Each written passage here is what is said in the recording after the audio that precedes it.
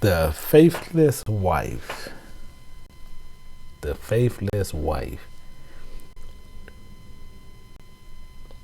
We need to look at a few things. See, the scripture has a multitude of signs,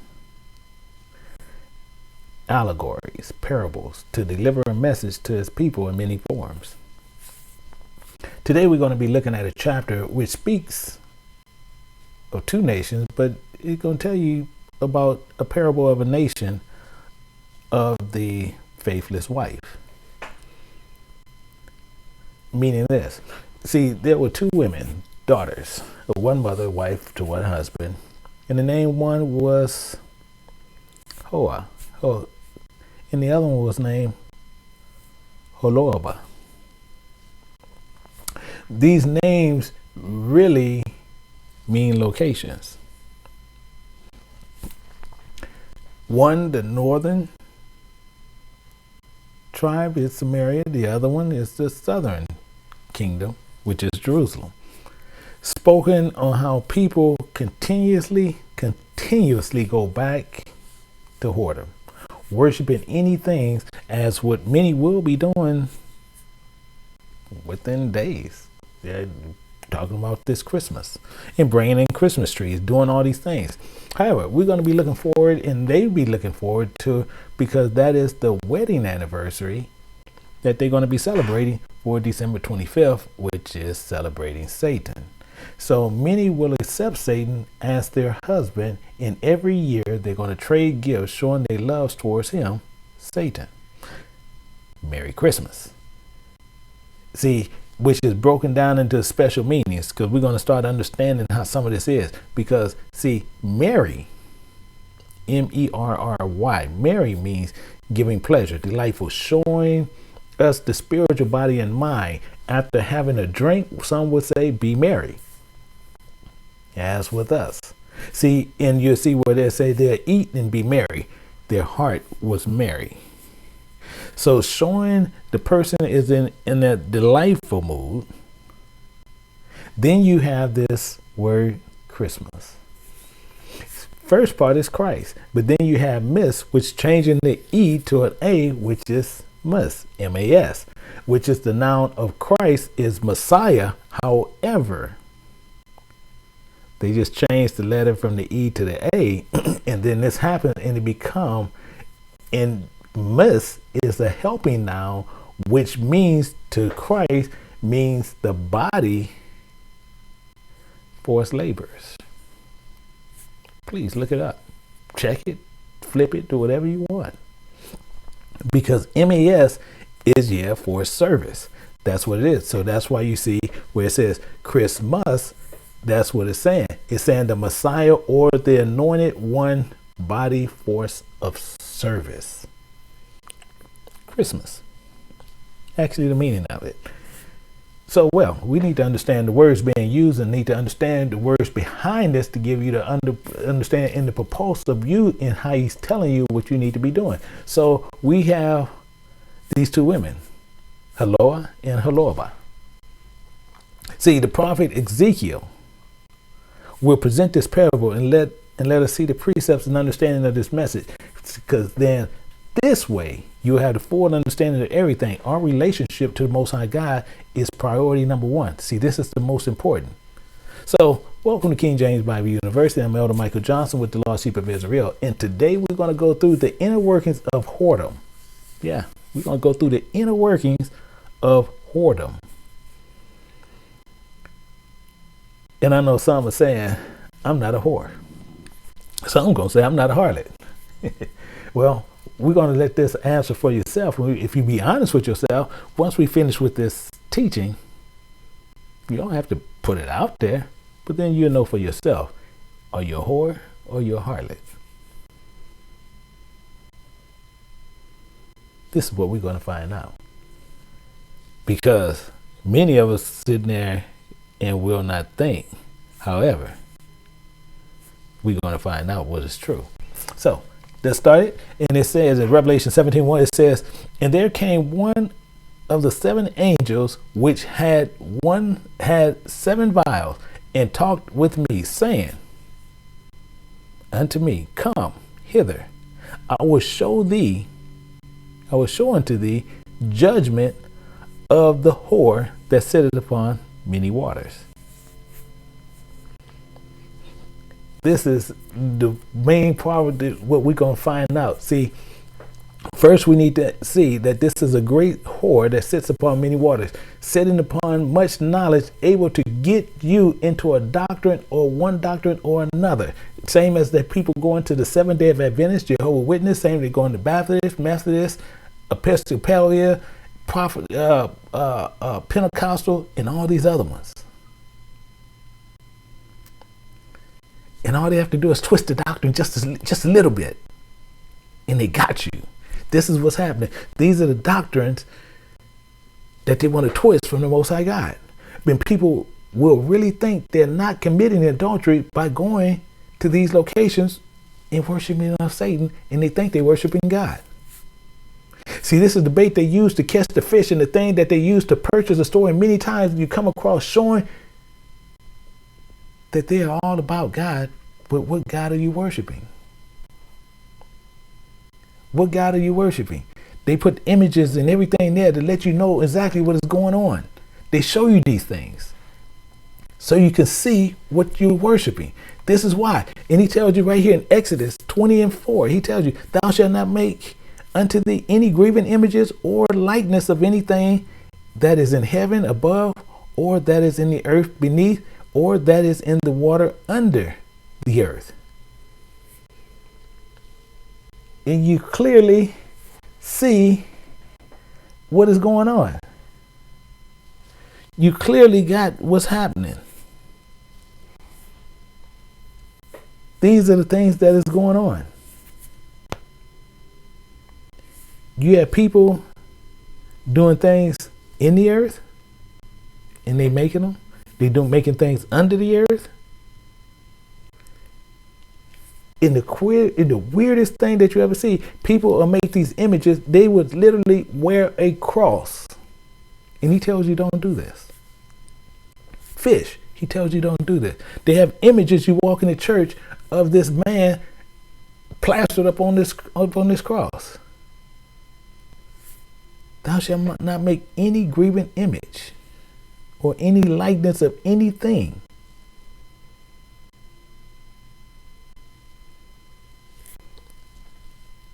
And many of us walk into these churches.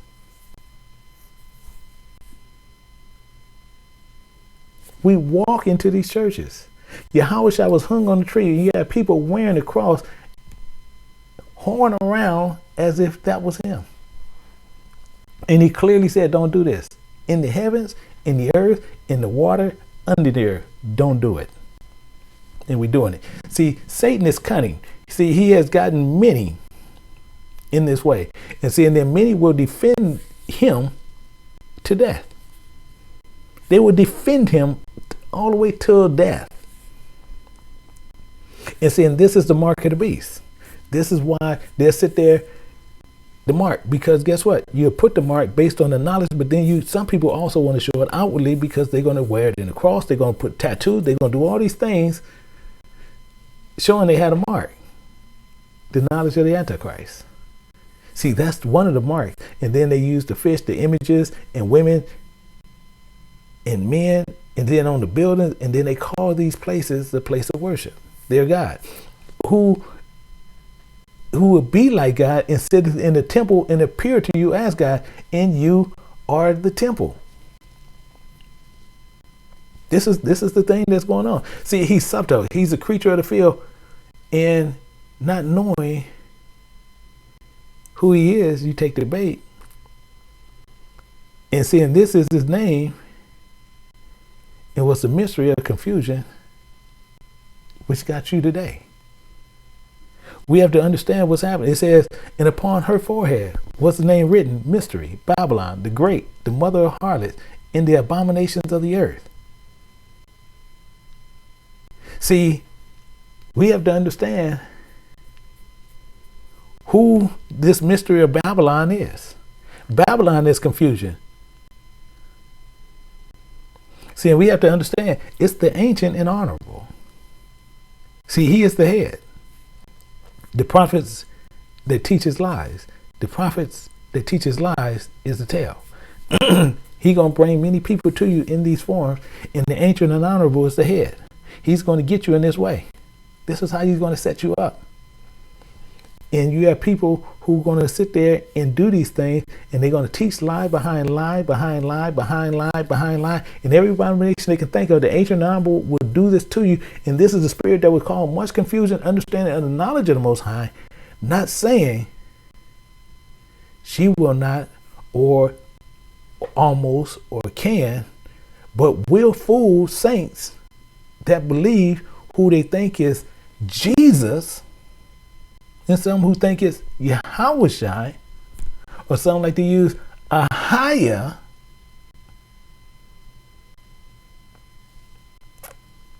Going to be fooled by the ancient. Meaning what? Meaning this. And I saw the woman, excuse me, and I saw the woman drunken. I saw the woman drunken with the blood of the saints. This is the most important you need to really think about. He saw the woman drunken with the blood of the saints, in the blood of martyrs of Yahushai. With the blood of martyrs of Yahushai. And I saw her, and I wondered with great admiration. We need to unpack this part, because this is the most. She was seen with the blood of the saints, and all that believe and died in martyrs of Yahushai, and they had the wrong one. This is what this is saying.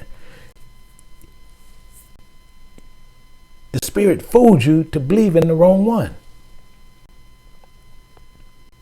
The power of the ancient and honorable got you. Why? Because even with this ancient and honorable on how he got you, you have to give him so much respect. That's why he's ancient and honorable. This is why he wondered with great admiration. You have to give him that respect.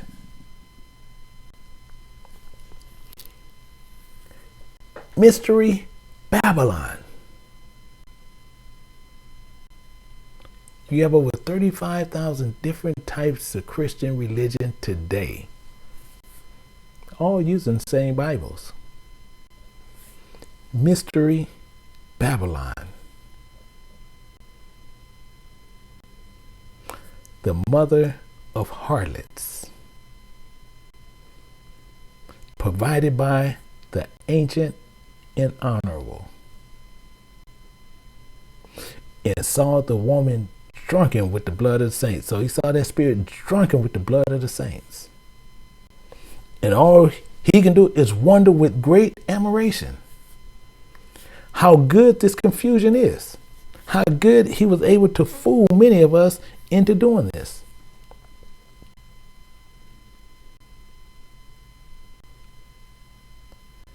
This is what's happening. The mother of harlots, and the reason why the Most High will be angry with them for their sins, because we can read the book.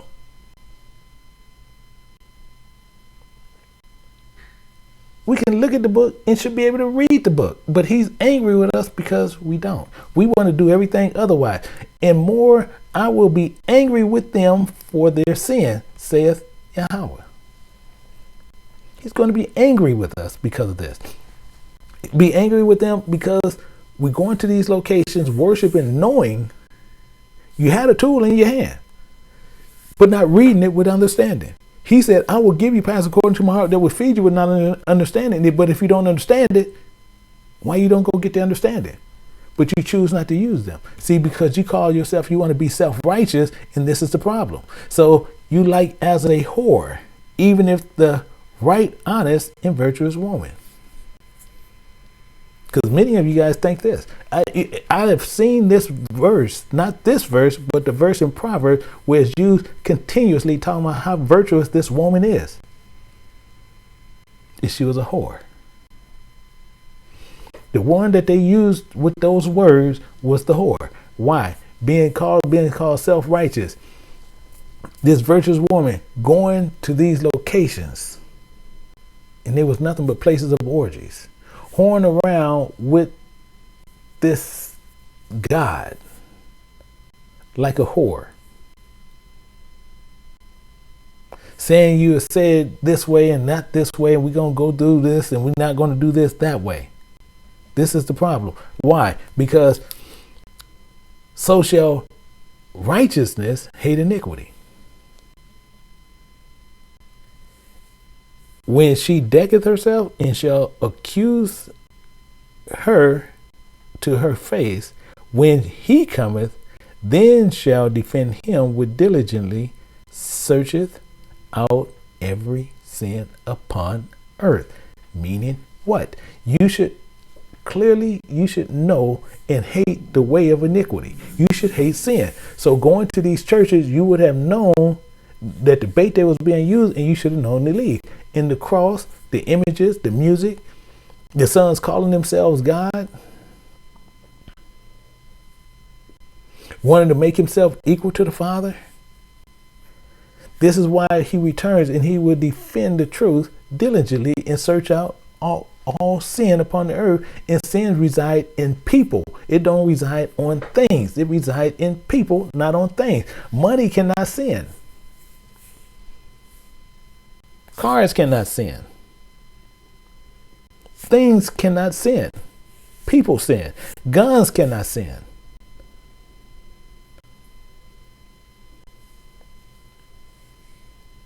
See, the body that has that spirit will lust after things and make you sin.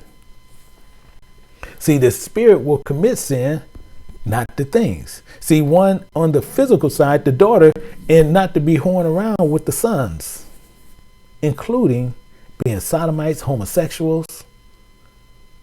This is defiling your temple, and this is the problem. Because we have children having children. We having daughters being with these young men. These young men being with these daughters.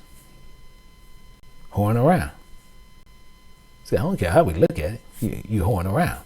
And then we have these sodomites. Not the natural use of their bodies. Defiling themselves. Want to sit there and say they wasn't born that way. They was born like that. Sodomites. So they saying God got it wrong. Defiling their temple. These are the problems that we have today. We need to understand there shall be no whore of the daughters of Israel. There shall be no whore of the daughters of Israel. There should be no whore of the daughter of Israel. That's everybody. Nor a sodomite of the sons of Israel. That ties everybody in. So we have so many going to the lake of fire on this one. It's unreal. Saying the Most High God made them this way. They was born this way, changing their appearance from a boy, and now they want to appear as a woman. You had the same thing with women doing the same thing, vice versa. However, you having them wanting to marry each other and causing all this confusion. And then they want to sit there and they want to get married. And rightfully so, they believe they have that right. So the part of their contract is the covenant. So you have guys trying to make these changes in Israel, and then they try to make them ours. See, and the main thing is, I don't work that way. See, cause what I do, same thing. People sit there and say, well, homosexual, then you have to marry them. See, I will never marry a homosexual. Never. Never. And you have other ones who have those 501c3s. They will try to say that behind doors, but I guarantee you, if they say that openly, they can be sued because a 501c3 better not say it, because if the state finds out, see, that's the key. If the state finds out, they won't marry, that's discrimination because they bound under the contract of the 501c3. You got to treat everybody fair and equal. This is the part, because if you fall under that 501c3 umbrella, you have to perform the same duties for a homosexual that you'll perform for a heterosexual. The same duties. And if you don't, they sue you. And they'll sit there and say what they won't do. So what many of them have done, is just say, we don't marry nobody. Or we don't marry nobody in this church. But they marry their friends secretly. But they just don't marry nobody in that church. Why? Because they have to be equal across the board. Why? Because they're under a 501c3. So since they're under the 501c3, they have to be equal. So if a sodomite comes to them and want to be married and they tell them no, they're going to get sued. And they're going to lose. This is the point. See, and then that's discrimination. And see, and then you got to remember what they fall under. See, because when you under this umbrella of all Israel, and what you want to see, when you under the umbrella of 501c3, you all under the same umbrella. Meaning what? You have LGBT under the same 501c3. You under that group. You part of that group. You part of that family. You had a satanic group, 501c3. You part of the group. You're part of this. This is who you're part of. This is what you're about. You have the racist groups. You have the KKK. You don't think they have 501c3? You're part of that umbrella. Just a different part of the body. And you have to be equal. Baby killing groups, Planned Parenthood, all under 501c3. And they can't discriminate. Because if they do, you can lose your status. See, you have church pastors saying they won't do something. I dare them. Tell them to write there to the state that they're in and say, we're not marrying homosexuals because this is not in our church doctrine. And let a homosexual go there and join that church, and they will not marry them. That's discrimination.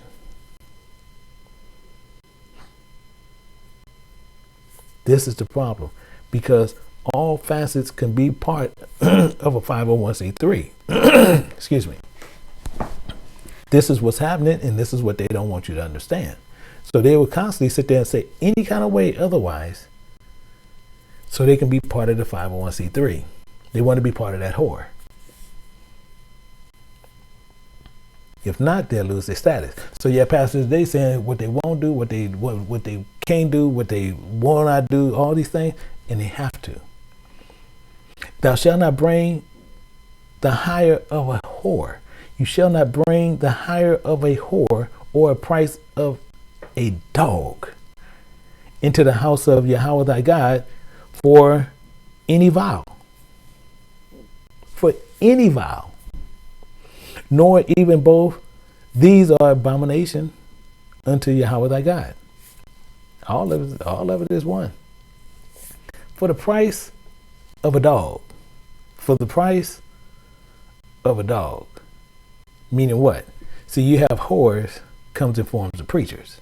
You have whores comes in forms of evangelists. See, a whore is a whore. And they got a price on it. They'll teach you false doctrine because they're a whore. You have many preachers out here today are whores. If they getting paid, they are a whore. If they taking in a salary and to preach the gospel, they are a whore. They're harlot. It's clear. Malachi 3:3-11. The heads thereof judge for reward. The priests thereof each teach for hire. They teach for hire. Excuse me. And the prophets thereof divine for money. Divine for money. Yet they will lean upon the Lord and say, is not Yahweh among us? Really?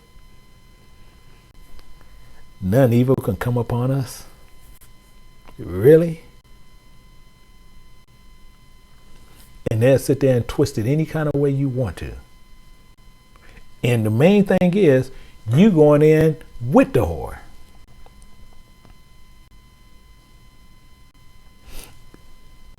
See, you will hire a whore for a temporary feel-good situation. The same as you do with these preachers. You go there to get a temporary feel-good. They help increase your abominations towards the Most High God. See, you will hire anything that speaks lies and deceit, as long as it's not the truth. You want them to sit there and to tickle your ears and make you feel good and feel good about being a whore. This is what we have came down to. People say, man, I can't believe this is being taught in this matter. It's here. It's in Scripture.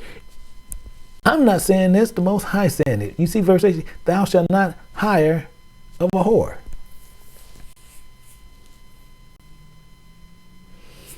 Verse 17, there shall be no whore of the daughters of Israel.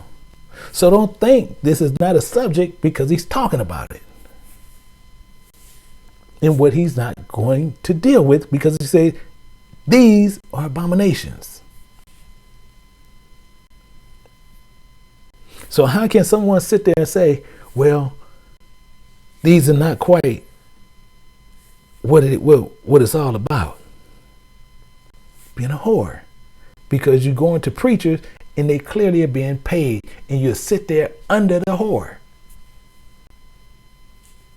Sit like it's nothing. And just tell him to just tell you whatever you want to know. And say to the seer, see not. And say to the prophet, prophesy not unto us right things. Speak unto us smooth things. Prophesy deceit. Lie to us. Lie to me. So I can feel good about it.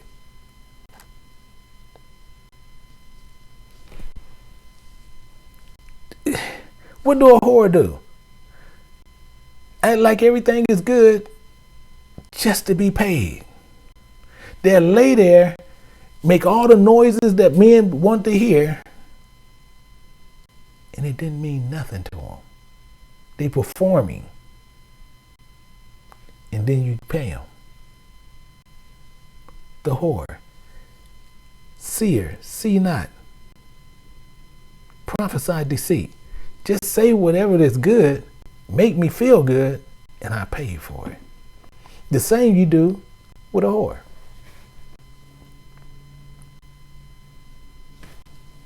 This is the problem. See, you had these preachers that's being paid, and you say the Most High gave you this preacher, and you pay them more money than they ever need. Preachers being paid, putting you in bondage, servitude that is not of the Most High God. For all the world is his. The beasts and the fowls of the air is his. The first thing we want to say is God sent him, to you guys. Being a whore. Any preacher, let's be clear, any preacher, any teacher, any bitch, whatever you want to call him, if he's being paid to teach the word, it's a whore. He comes out and they're supplying a salary. That's the key right there. They supplying a salary for him. Because some say, well, I'm not being paid.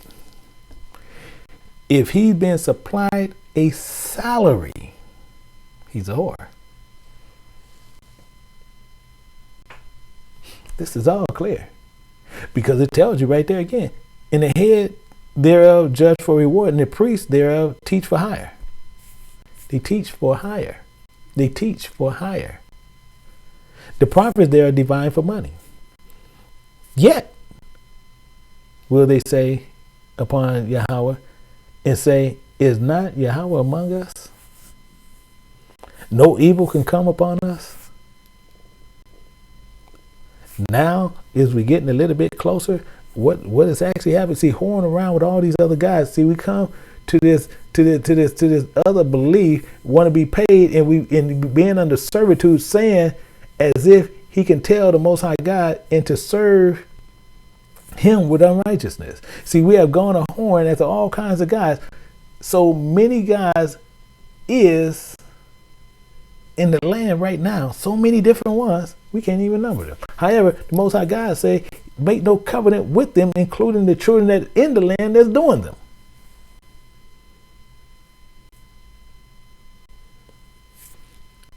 We need to understand, we have to come to this understanding of what we're doing.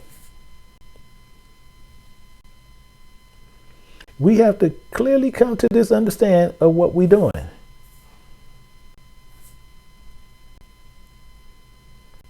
We have to understand what is always happening.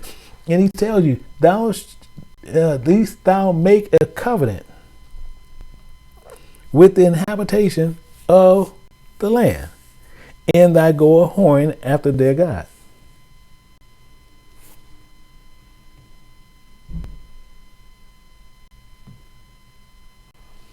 After their God. Sacrifice unto their God. And one call thee, and thou eat of his sacrifice. Eat of his sacrifice. See, you don't make a covenant with the people that inhabit the land. Meaning what? The ones that dwell and reside permanently in the place. See, in a fixed resident habitation of the land. Meaning people who live here. People who brought us here. Does that bring it a little bit closer? Because some people think you want to dance around it. So let's just bring it closer to where you can clearly understand where we're coming from. He said, don't make a covenant with the inhabitants of the land. No going whoring after their gods. Meaning what? See, don't make a covenant with the people that brought you here to go whoring after their God. Is that a little bit closer for you? Let's bring it a little bit closer, because I see some people might be hard to understand that. Don't make a covenant with the people of the land and go whoring after their God. They got him plastered everywhere. They got him on images. They made him out of gold. You wear him around your neck. Some people tattooed him on them. Some people use the same one and then just color him black.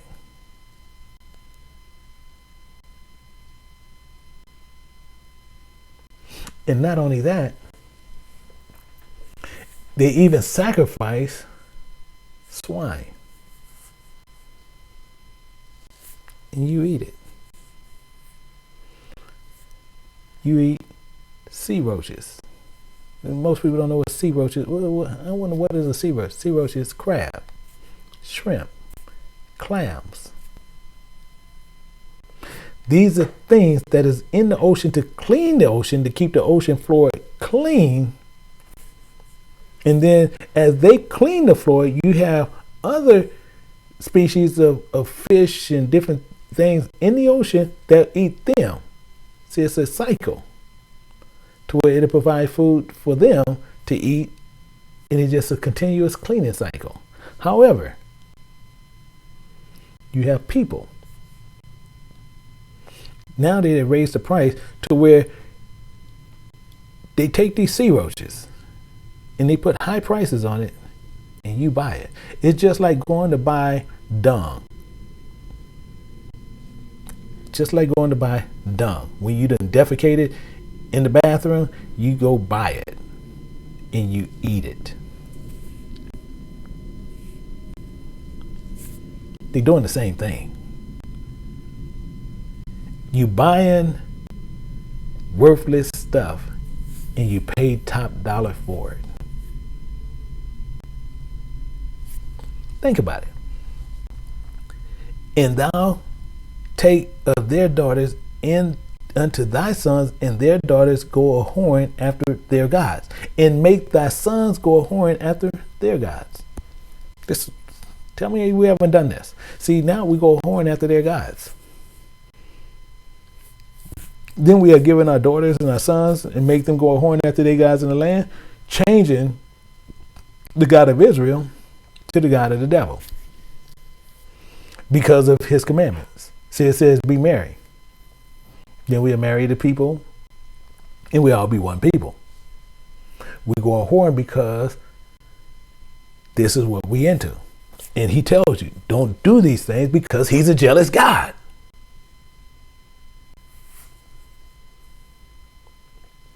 He's a jealous God.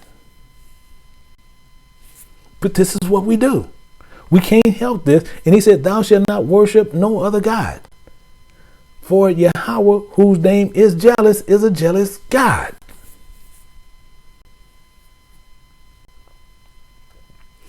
What do? We want to worship wood. We want to worship stones. We want to worship paintings, all as God. Because you can sit there and look at, look at, this is Jesus. Are you serious? You crying to them, asking them for forgiveness, thanking for all this life healings and everything. And the weirdest thing is, you can go right in the store and you can purchase it. Have you ever thought about that? Have you ever thought that you can go to the store and purchase God? Think about that. Many of us have walked in the store. I know some of y'all don't know. You remember Zodi's? I know some of y'all young ones probably don't even know what I'm saying. But I know these older ones know. You went in the Zodi's, Fedco. You went in these places. And you purchased God. Put him on your wall and you worshiped it.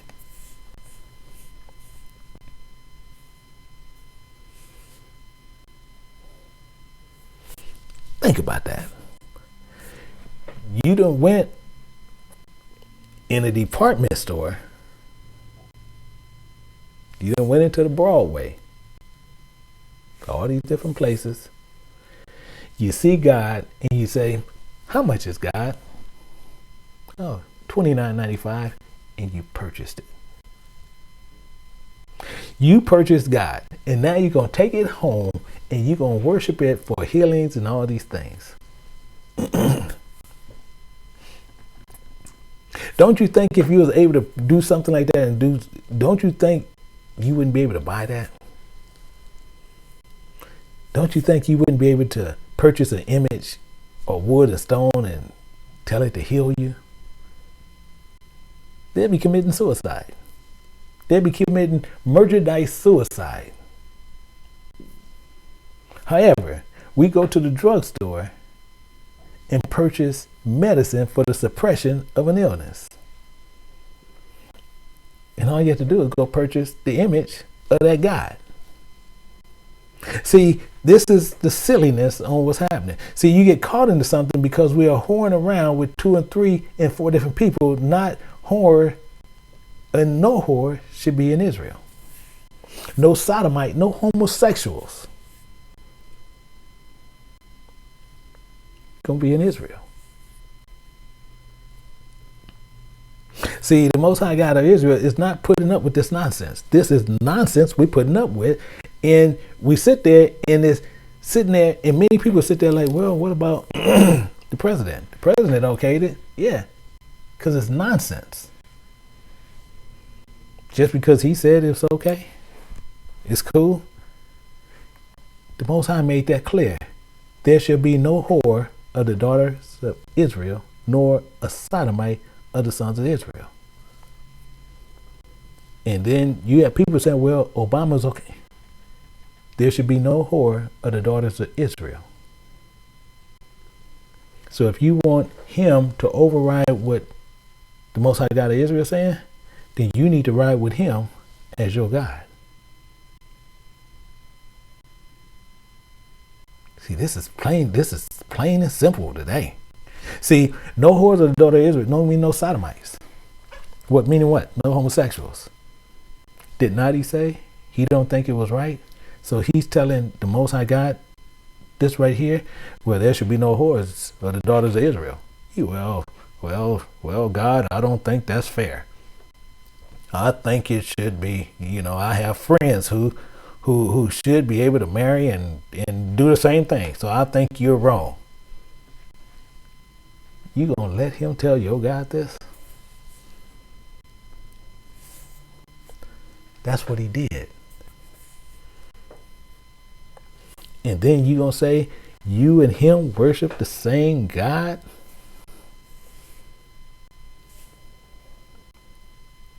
This is the crack up. So this is the problem. See, many of us will take a test and they want to test the waters of sexual relations and how they can do things, want to fulfill the lust of the flesh. Makes you a whore. See, many of us, however, want to change the fact what it is, but it gets better. See, we need to get out the whore business. We got to get out this business. See, when you're being brought one way or another, but some by seeing what a person can do and others seeing what a person can buy. A whore. See, I know many people, it's hard for people to really swallow this. Because many people will talk about whore, but they'll never say it's you, it's us. Me included. See, because I'm not going to talk about anyone unless I'm including me in it. Us. Because this is us. So don't sit there and point a finger at someone else saying what they doing. We need to look at what we're doing. We like to sit there and say, oh no, look what they're doing, but what are you doing? Oh, he's being a sodomite, he's a homosexual, but you whoring around with another God.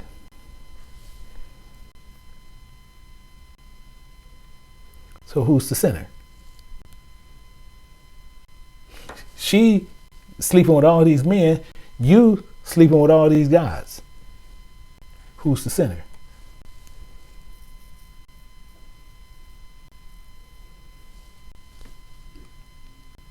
See, don't feel that right now, huh?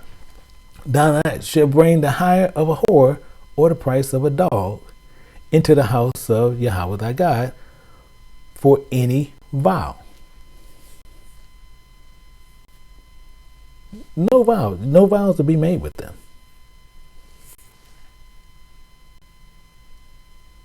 This is the problem. For even both of these are abominations.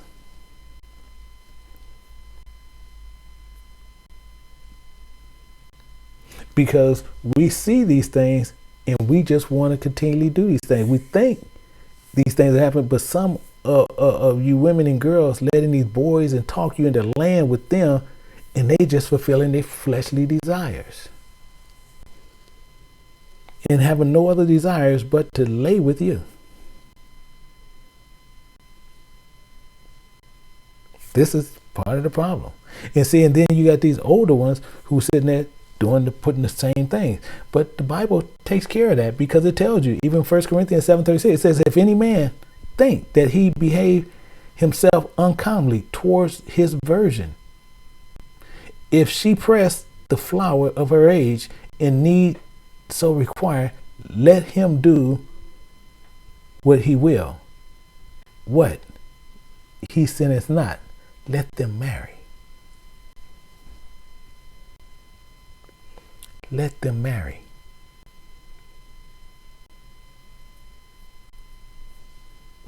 See, this is the problem. See, these are abominations to the Most High God when we just committing them.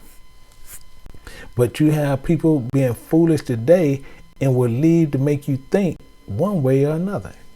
See, this is a person because he's a fool and he is of the world and trying to satisfy the lust of the flesh. So if you don't give me anything else, then they want to leave. So in such thing as hitting on me and they want to make the choice of the Most High God, see, that's Satan taking you up on that high mountain, showing you all the glory of them for money, for people, for power. He's showing you all the glory of the world. And all you have to do is fall down on your knees and worship him. This is all you have to do. Fall down on your knees and worship him. It makes you a whore in the flesh. The Most High said what? He said, he's your husband. He's Isha. He said, don't call me no more Bela. Don't call me that. because I'm your husband and you whoring around with other gods.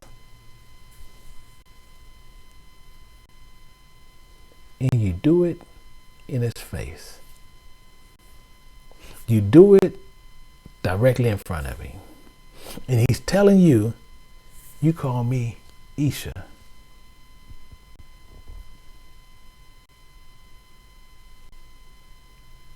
Don't call me Bala. I'm your husband.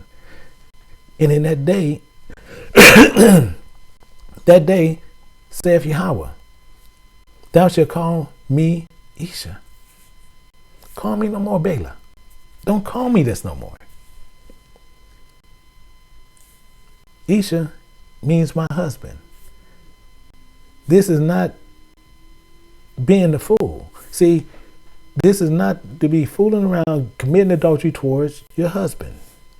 See, these fools is trying to get you to commit sin against your God. The Most High God even said what? Excuse me. Don't call me no more Bala, Lord. Call me my husband. You sleeping around with everything. This is the reason we are being sold as a price of dogs. Excuse me. We having sex around with anything. The same as we would go into other nations of women. We do all these things in other nations of men. This is our problem. We made a vow with the Most High God, and we break them daily. And we told him, we made a vow, a covenant with him on what we need to be doing.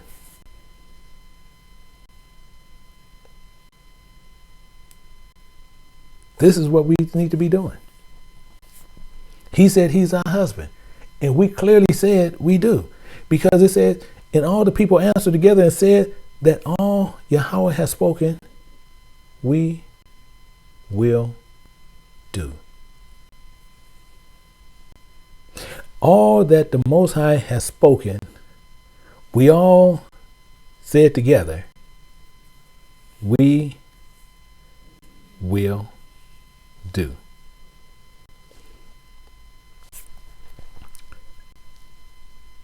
He's our husband, but we want to have sexual choices and go whoring around. See, we want to be a slut, sleeping around like we're animals. And the Most High God is your husband. He made this so clear to you. He told you, thou shalt at this day, at that day, Yahweh, thou shalt call me Isha. So what are you doing? They're still calling him Lord. He said, thou shalt call me no more Bala. Don't call him that no more.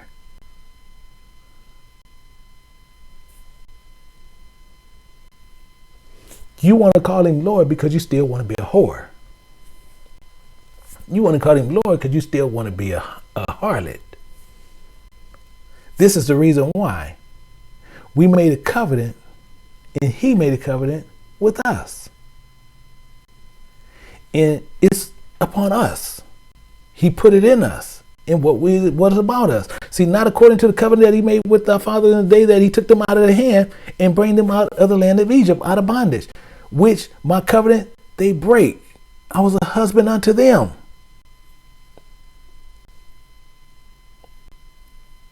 Saith Yahweh. He was a husband to them. This is not according to the deal that was in the wilderness, but the deal in the wilderness, here's why. Here's the covenant. He wrote the laws upon our hearts, and our desires should be his desires. Because his desires will be in our hearts. And if it's in our hearts, we will keep the commandments of the Most High. He is our husband. And what have we done? We are whores in the physical and in the spiritual. And we have the nerve to call the Most High God our husband. And we're the masters of a whorism.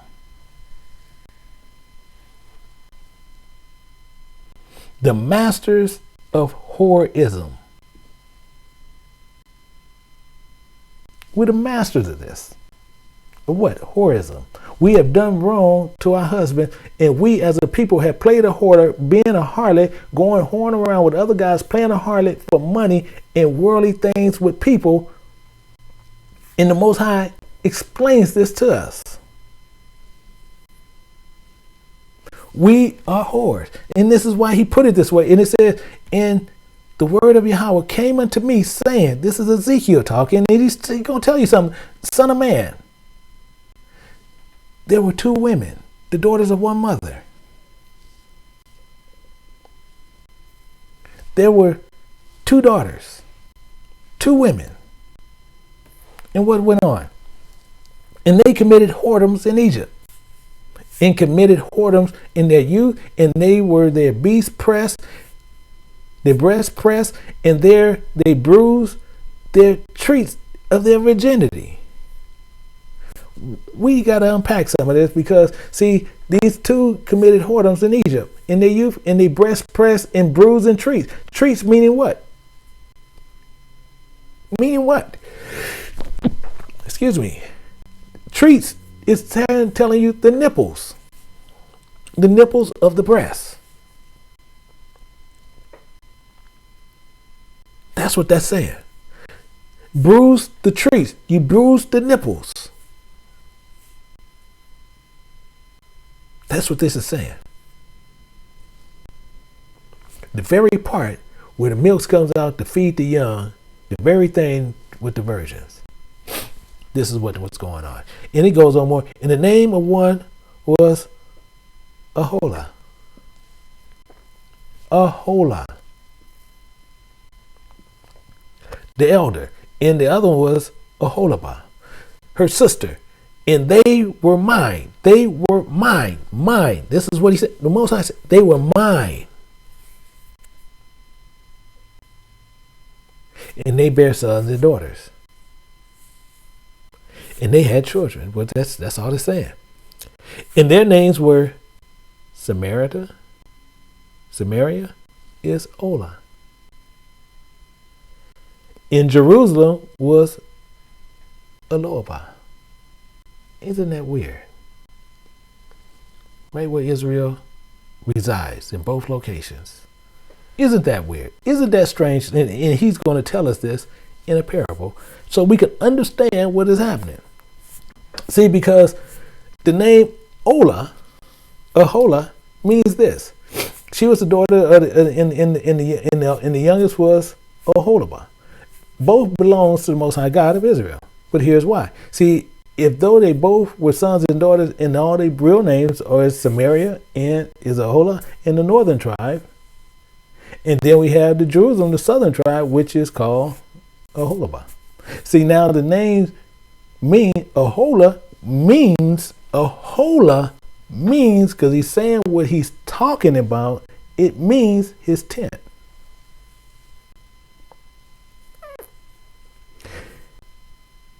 You can also call it his tabernacle. Really? Yes. This is the place where the Most High God dwells. And then you have Aholibah, meaning what? My tabernacle in her. My tabernacle, my dwelling place in her. Really? Yes. This is the problem we have it. Because he goes on deeper. And it says, and Aholah played a harlot. She played a harlot. Because why? She was being paid. When she was mine, she dotted on her lovers, on the Assyrians, her neighbors. This is her. This is what she did. Did what? She played a harlot. And she appalled with the Assyrians, and they became her lovers, and she worshiped false idols. But we're going to pack out some of this. We need to understand what some of this is happening. It says, which were clothed with blue, captains and rulers, all them desirable young men, horsemen riding upon horses. What is it saying? See, clothed in blue. We gotta look at this. Clothed in blue. See, clothed in blue is a representation. That's why it's telling you that. That's why it's telling you particularly right here, clothed in blue. Other than that, he don't even need to tell you the color, but he want to tell you the color because it represents something. They could have been clothed in gray, white, whatever, but he's telling you clothed in blue because he's trying to tell you something, because it represents something. And the color blue is corresponding with the internal worship, consequently, of those that represent things which are not celestial. Meaning things you can see with the eye, the appearance that you have seen. Clothed in blue. You can see it. Let's look at this example. Proverbs 23:31. It says, look not upon thy wine when it is red, when it is given his color in the cup, when it moveth itself outright. See, the color here of the wine is red. See, but when it gives the color of the cup is the key to everything you need, because we need to understand the same thing is when we get to the other example, when we look at manna was a coriander seed, the color thereof as the color of bullion, basically yellow. Why is he giving out these descriptions this way? Because manna fell as a coriander, but those are celestial understanding, not physical sights. Seeing when you see this in those colors, is given to you to show, like if you look at a banana and you see and you tell me it's yellow, I can show you a banana, say what color, you're gonna tell me it's yellow. What's the reason for me to write you the letter and you know the banana is yellow? None. Because he's trying to make a point here. That's the point. He's giving you colors because he wants you to understand something that is happening. He goes on. He said, which was clothed in blue.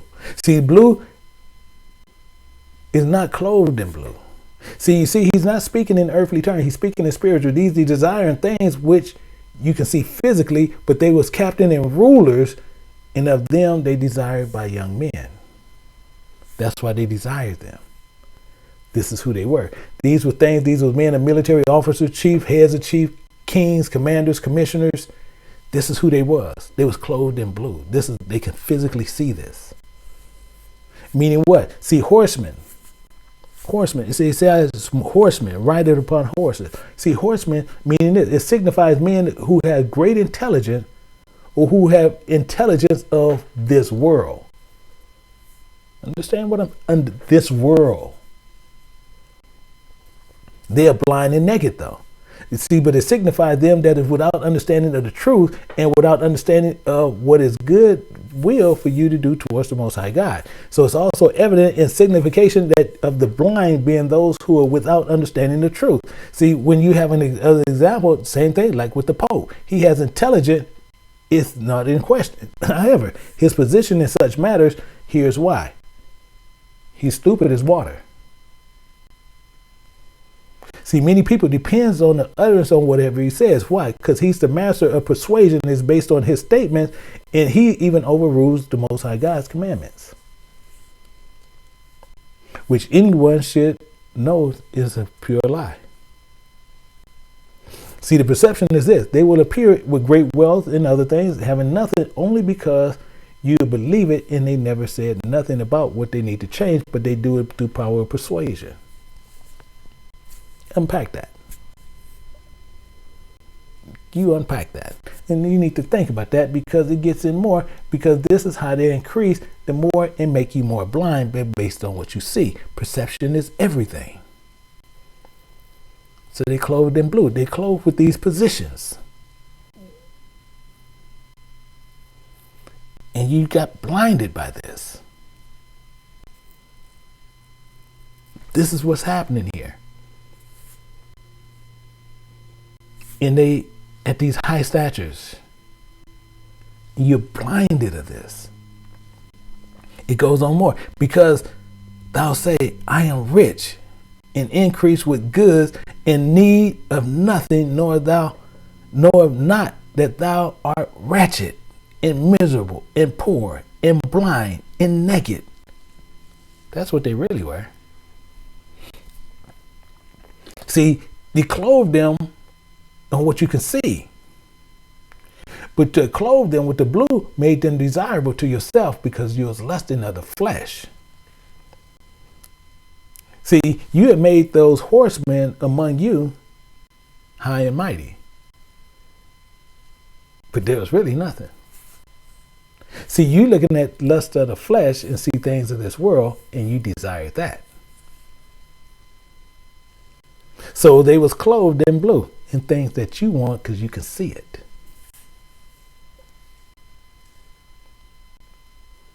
And you want them to be your lovers. And your desire is to ride upon those horses. Yeah, I know that brought it a little bit closer. See, they was clothed and this is what they were. And this is how they seen things. This is why we have to watch what we do. Because this is what they were. And it says, which were clothed in blue, captains and rulers. It's telling you what they were. It was captains and rulers of all desirable young men riding upon horses. It's telling you exactly what they were. You can see these men in power. You see, if they had different colors, it don't even tell you the different colors. It's just saying they was clothed in blue. Saying this is something you can see.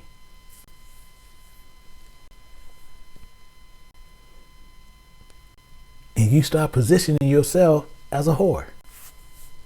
Because you want to be with those captains and rulers. Because your desire was to be with those men. And to ride upon those horses. Those statures, because of their statures of wealth.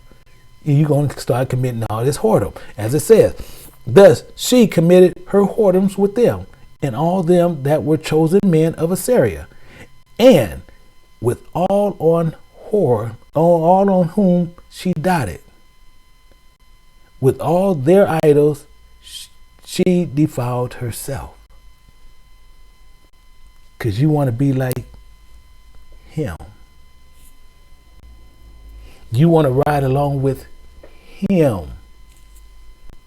You want to be what he's doing. You want to be on his level. So you're going to commit whoredoms. You're going to get and you're going to continue, and then you go right back to bondage, going right back into Egypt. And if you cannot help yourself do this, and you put in yourself and you put in your nipples all in his face of your lovers, waving your face and having him to commit more whoredom with you. And this is all not physical. This is spiritual. And you're doing this with idols. Because of what they have, the stature. Same as you do with the tree.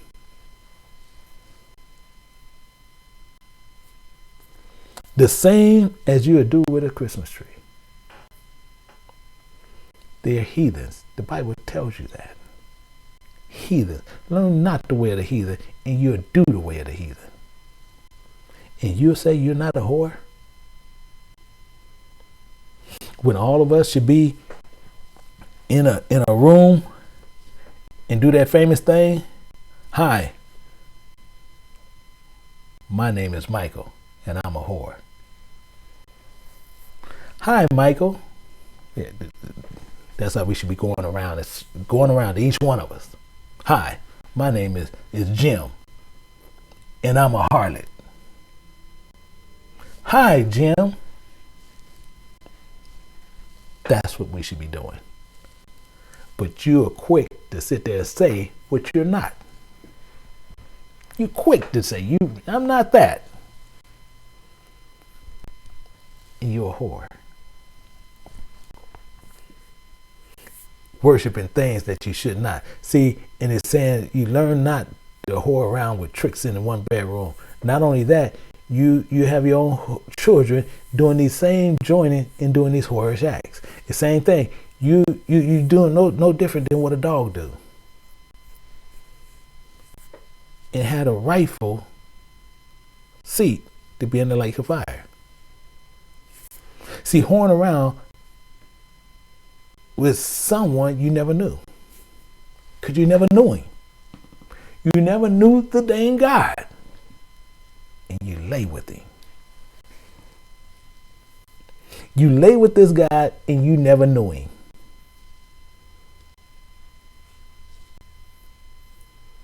whoring around with something you never knew, that makes you dirty. See, these are the things that we do, and these are the idols, and we defile ourselves. And think about this. Something to think about. You have a mother, you have two daughters. You have a mother, you have two daughters. And the mother has a boyfriend. Keep this in mind. You have a mother, two daughters, mother have a boyfriend. Or better yet, let's bring it a little bit closer. You have a mother, you have two daughters, and you have a husband. You have a mother, two daughters, and you have your husband.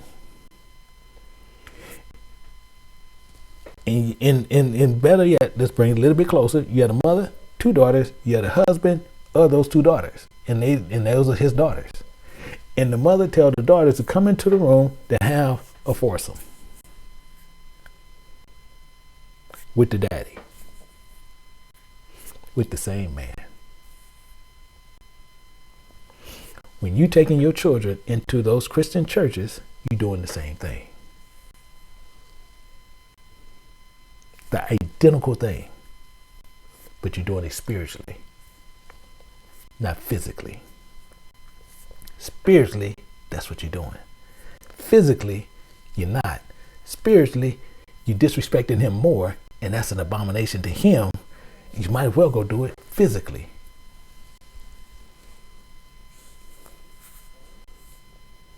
So when you taking your children in there, you taking them to fornicate and to do all this fornication and to commit all this adultery with this God, and you taking your children in there to do it with you. Daughter, you go on this end and I'm going to go on that end.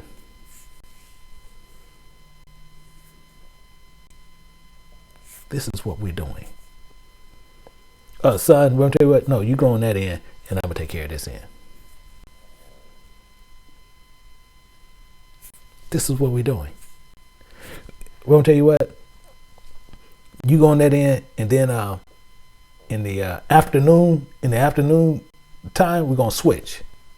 And then you go on this end, I'm going to go on that end. And then if we want to go in the evening time, and then we'll switch, and you go on this end, and I'm going to go on that end. Horn around. This is what we have done. And we take our children and acclimate them to this.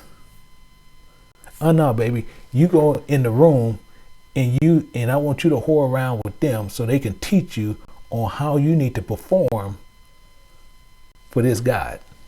So I need you to go in there and you be good. Whatever they say do. You tell your child this.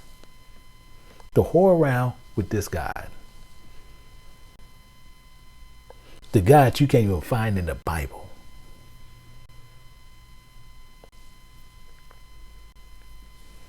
And you don't think we don't deserve the lake of fire, and we don't need to turn and do what is right? See, horn around these like we never knew, just dirty. See, and this is what our problem is. We acting worse than Sodom. Then we get a tree, and we need to understand this. And it says, thus said Yahweh, learn not the way of the heathen. But you have people, well, no, don't learn the way of the pagan. No, you're trying to soften it up. You're a heathen. No, not pagan. No, heathen. You're a heathen. You're the worst of the worst. You're a heathen. Heathen. That's what you are. Don't be dismayed at the signs of heaven, for the heathen are dismayed at them. You are dismayed of them. You're a heathen. See, you have these ones, don't go that way. You have these brothers who want to call themselves on the down low. Oh, we on the down low. Are you serious?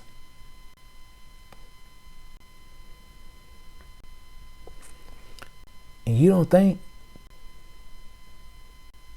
you shouldn't go to hell? And he's telling you what not to do, and you sitting there saying, he made me this way? No, he made you upright. This way, you did. He made you upright. What your thoughts are, you did. He made you upright. What you want to perform, you did.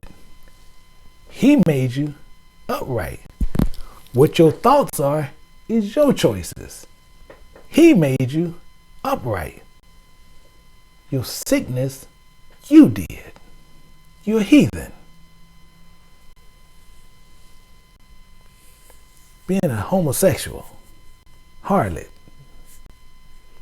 You're heathens, meaning what? People who believe in idolatry and immorality. That's what a heathen is. A heathen believes in idolatry and immorality. So anybody asks you, what do heathen mean? Heathen mean a person who worship idolatry and immorality. That's a heathen. They worship in things they see, like that false god. That's what a heathen is. And then they practice these other nations in corrupt itself, in contamination of their bodies. See, this is what heathens do. And they tell you this verse in the Old Testament. However, they'll go all this stuff and say, no, that's in the Old Testament. That's in the Old Testament. That's in the Old Testament. But as soon as they need some money, they're going to take you to Malachi 3 and 8 to extract that money. Like Malachi 3 and 8 is in the New Testament and is in the Old Testament. This is the problem. Old Testament heathens, harlots, and they want to tell you the same thing. But it goes on. It said, and the custom of the people are vain. They are vain. For one cutteth a tree out of the forest, in the work of the hands of the workmen with an axe. People are vain. They do vain customs. Who are they? Heathens. They cut a tree out of the forest. They take it into the city, sell it. You purchase it. You call them Christmas trees. Better yet, the birth of your Savior. That's what you want to call it. The birth of your Savior. And you name him Jesus. And the honorable tell you, cool, you want to call it that? I'm rolling with you. Come on. What you want to call it? Jesus Christ? Come on, I'll be him. Because I know he tell you not to do it. But me, it's a free fall. Y'all can do it however you want to do it. I don't care. You can put a tree, you can put a roach, you can put a bottle, you can put whatever you want to put there, and you worship me, I'm good. As long as you ain't worshiping him. You can worship a rock, you can worship a tire, you can worship a blade of grass. I'd accept it. That's the way Satan rolls. The Most High ain't having it.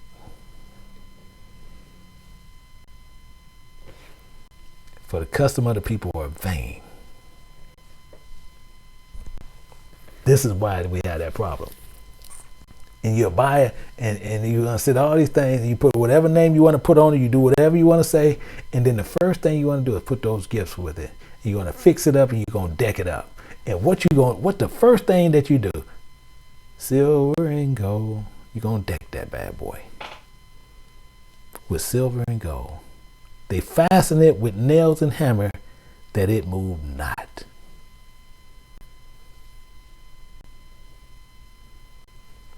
This is what heathens do.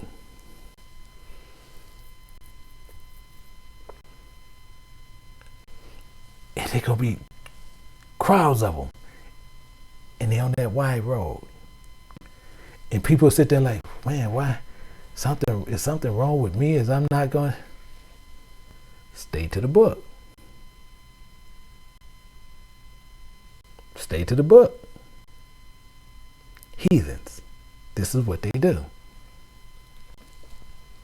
This is what they do. They're going to deck it with silver and gold, going to secure it with a hammer, make sure it don't even fall over. But today, you have them with the Christmas tree stands. See, they done got a little bit slicker. They done went a step above. They're going to do greater work than these. They got Christmas tree stands. Greater work. So now it'll be just like a palm tree, and they're upright as a palm tree. But speak not. They can't even speak. They must need to be born because they cannot go. So being born meaning what? See, they upright and they cannot be. In fact, they being born meaning what? See, they have to be transported. That's all being born means. They have to be transported because they cannot run or walk on their own. So they have to be born. They have to be born. You have to take them where they got to go. That's your God. And he said, because they cannot go, be not afraid of them. They cannot do evil. They can't do nothing to you. Neither also is it in them to do good. This is just how they go. This is just what they do. See, in fact, you got to understand what they want to do. See, none of these are the Most High God of Israel. And the Most High God of Israel don't have nothing to do with these trees. But these are things that you're going to use to say that this is what he does. This is what he's into. This is what he wants you to see. And he says, don't get into this. This is why he says that. And he says, and who would not fear thee, O King of kings? See, who would not fear him? O King of nations? For to thee thou doest and pertain, for as much as among all the wise men of the nations in their kingdoms, there is none like unto thee. There is none like him. See, so they have no fear of the Most High God, and they're going to commit whoredoms against him. So as they continue to commit these whoredoms, they think nothing that will become out of it. But there is none like the Most High God of Israel. And we see this. So the same as a tree, many purchase, and what they do, and the main thing that they're going to do the next time, they'll purchase it, and then after on the 26th, you'll see it sitting on the street corner. They put God back, put him out. Using trees as a worship tool, and then it's trashed the next day. Same as a cross is a worship tool. Fish is a worship tool. Images of wood, stone, metal, tattoos as a worship tool. Using them today and saying this is the birth of Christ. Satan have you in deep areas of his doctrine. You can go to church today and see these trees in these churches, telling you who they really are, wanting you to get on their level, and there's none like the Most High. None. This is all just idol worship crap. They are altogether beautish and foolish, and stock is a doctrine of vanities. This is just idol crap. Brutish and foolish, meaning what? A person with little intelligence. That's what brutish mean. A person with little intelligence. Brutish. You see what's happening there. A person with very little intelligence. In the lack of understanding. And he adds foolish, meaning this, the lack of sense of wisdom. The lack of sense of wisdom. This is why people such will say to one thing and really mean another, saying things about God in their heart, and this is not their God.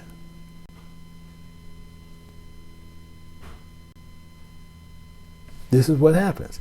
It goes on more. And the fool would say in his heart, there is no God.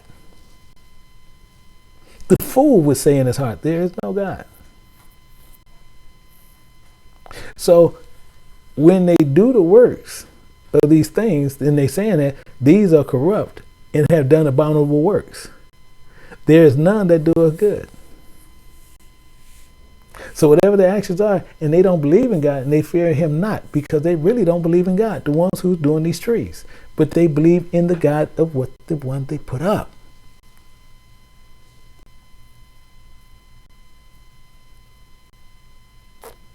This is what's happening. This is what they do. They showing you the God that they worship.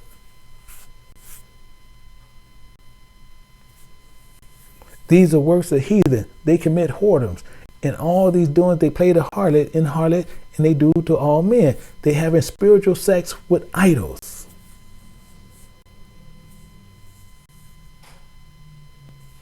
This is what's happening. This is what's going on. Why?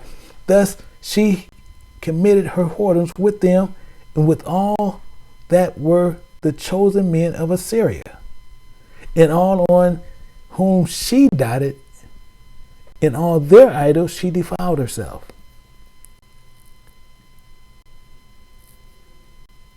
See, the men of Assyria are chosen men, and they hoard around with them.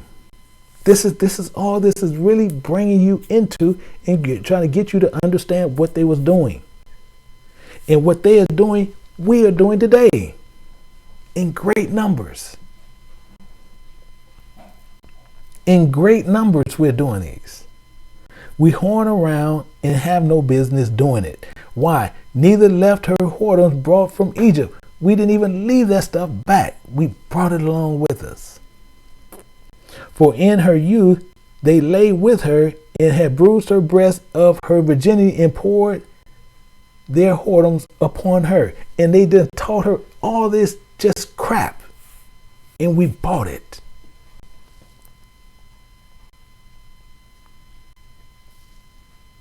And we bought it. Hook, line, sinker. Bought it. We come out of bondage and we go right back.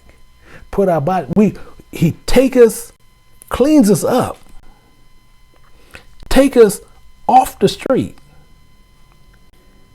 Cleans us completely up.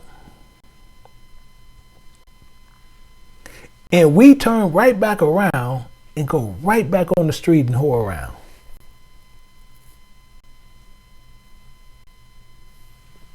This is what we do. We go right back on the street and whore around.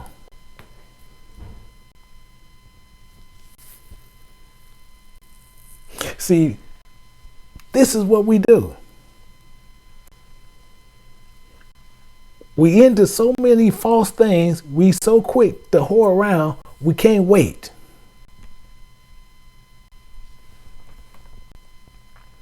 Wherefore, I have delivered her into the hand of her lovers, into the hand of the Assyrians, upon whom she doted.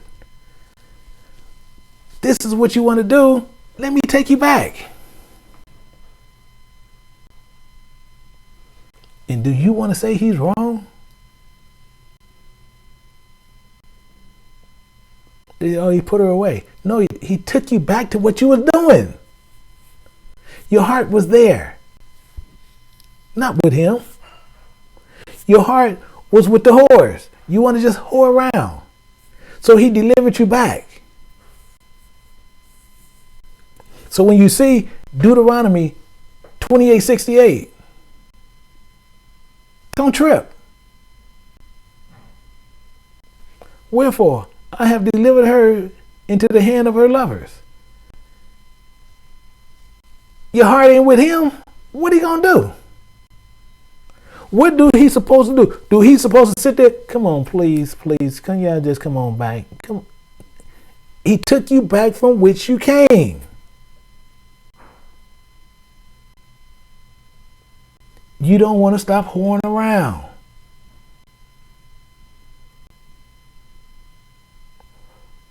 So when you see again Deuteronomy 28:68, don't trip. Oh, I want reparation. You want to be paid more. You ain't no different than a preacher with the ones, I want reparations. You trying to get paid extra for whoring. You think you're a good whore. I want reparations. No, you think you're a good whore. They didn't put you in bondage. He took you back there.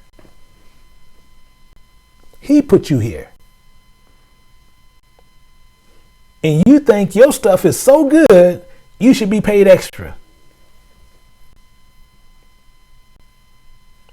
You think that you can swing from chandeliers, you should be paid extra. You a whore. You like to chain up, whip, sex, strange sex, more perverted. And he just brought you back to your lifestyle, what you knew. He goes on more. These discovered her naked, all your lewd thoughts. And they took her sons and daughters and slew them with the sword, and she became famous among women, and they have executed judgment upon her. Really? Let's pack that. Let's unpack that for a hot second, for a minute. See, the Assyrians were seeing how they can make them sin against the Most High God, breaking His commandments. So they discovered the meanings and found that out. They found this out against us.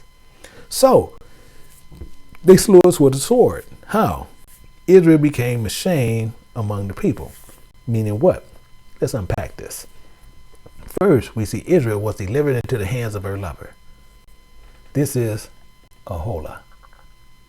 See, this shows in chapter 4. See, this is Samaria. And we can see what Samaria did. And I'm going to show you that so we can see that we committed those whoredoms there. And He had to deliver us there. Because we were going against the Most High God. So He slew us with the sword. Meaning what? Slew us with the doctrine that we fell to King Hoshea of Assyria and carried away into Israel. So let's look at this and then we'll go back. And it says, in the 9th year, Hoshea, the king of Assyria, took Samaria. Took Aholah. I don't know what part we're missing here. And he said, carry Israel away to Assyria, in the place of Aholah, in the harbor by the river of Gazan, in the cities of the Medes. This is what happened. This is what went on. So we need to find out, because all the people was in their sinful ways. So when it goes back and it says, in Yahweh God, because of the enemy has said against you, even the ancient high places are ours in possession. Even the ancient high places. Even the ancient high places are ours in possession. So even the enemy and our lovers is keeping you in sin, doing whatever they want you to sin against the Most High God. Because who? Because you're the whore is behind this. The ancient just showed you who some of the glory of the kingdom, and you fell for it, switched your possessions for the land, and put your skin in His place. This is what we do. Just being a whore.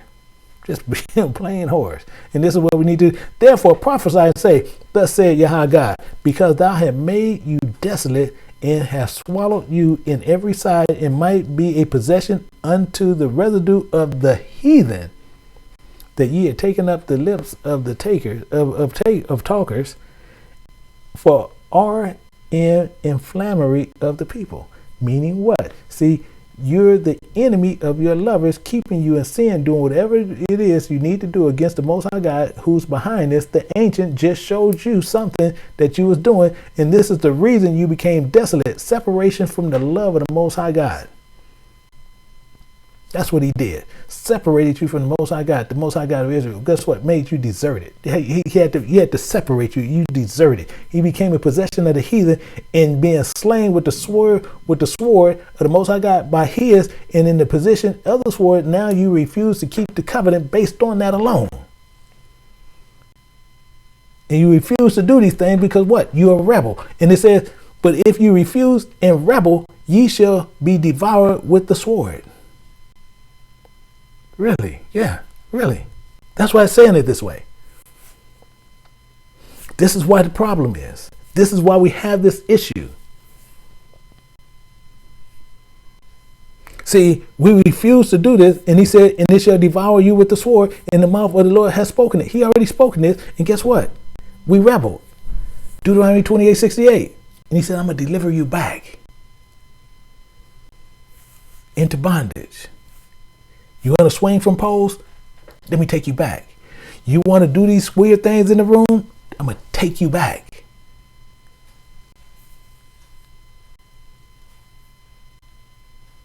You want to do these things? I'm taking you back.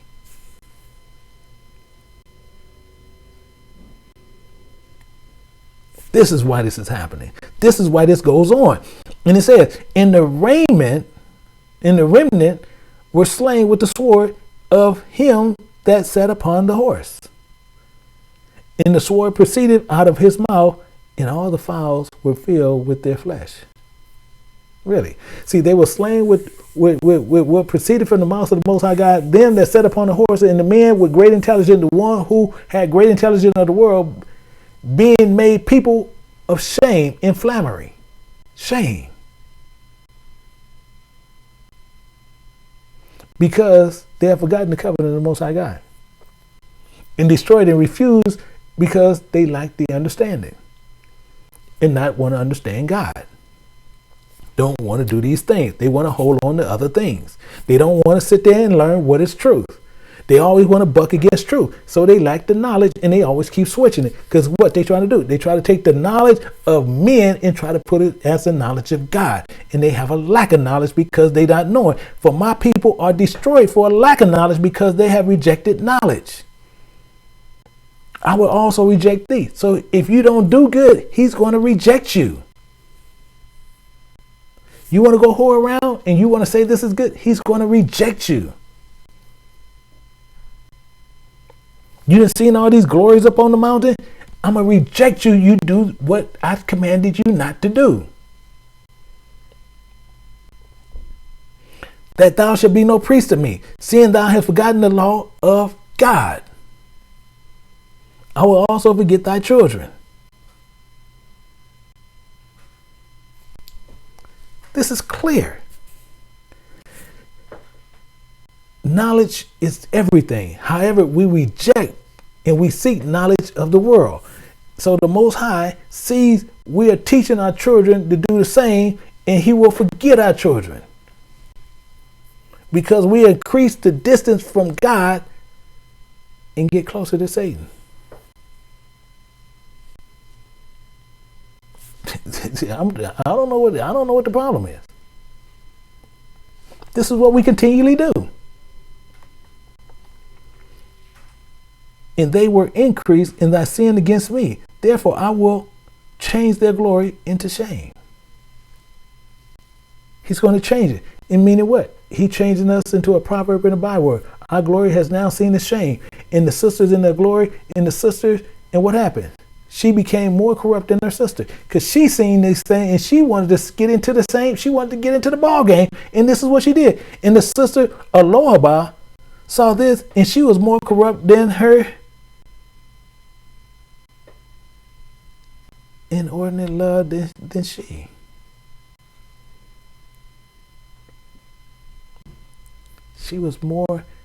She put the pole in the room.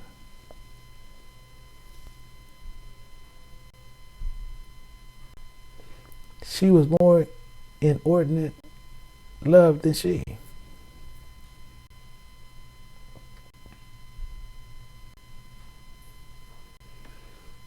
Aholibah seen what was going down, and she had to get in on it.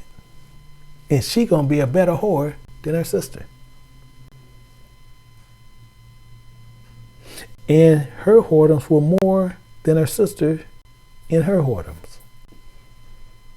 She swings on the pole in the living room. I'm gonna put a pole in the bedroom.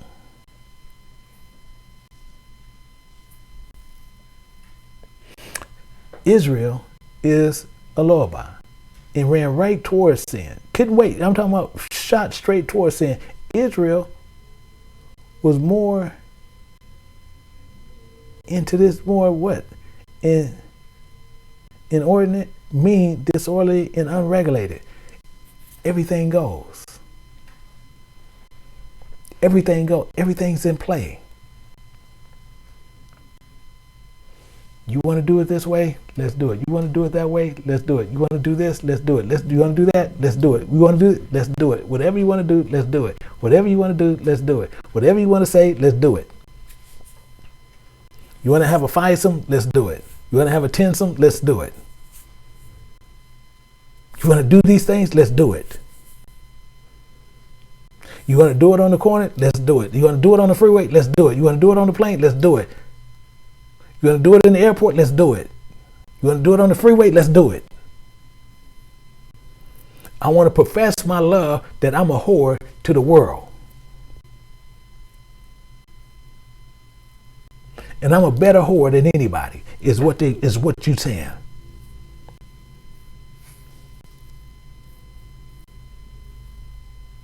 This is what's happening. But it gets worse than that.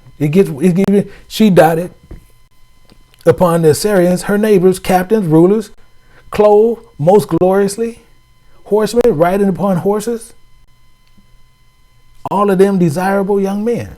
Same thing. They didn't change. But they said, oh boy, we got some freaks coming over here.